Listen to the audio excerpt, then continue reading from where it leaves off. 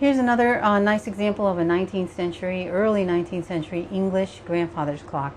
It does need a little bit of work, and you'll find that when you get into this age, you can find them in varying conditions. This one hasn't been touched yet, and at some point I plan on having it reconditioned. But right now I just want to show you a nice example of an early English grandfather's clock.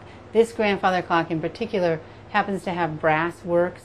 The dial, I had taken the top off, so the dial isn't in quite evenly, just because of the way I set the clock back in. I need to readjust it. So that's something to think about when you go pulling the face off of this, off of your grandfather clock.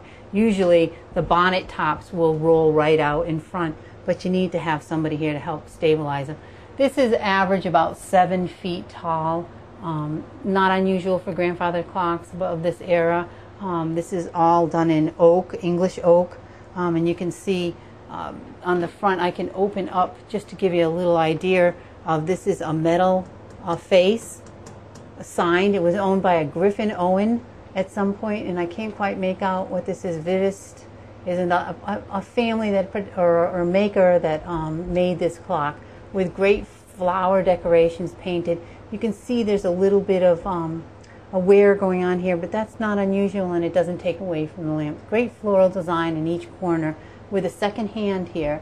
And the clock is, like I said, is brass works, which was popular in the early and mid 1800s. So that's the inside of the clock, and if you look in the center, you have a little inlaid keyhole here, and you have a shorter opening that we saw earlier. And these are where you would suspend your weights, and these weights weigh at least 10 pounds or more. And you have 2 of these weights that work the pendulum, one for your clock to run the hour and the other for your chime. So they're heavy, heavy weights. So these belong on the inside, and I haven't set them in. And the rest is just the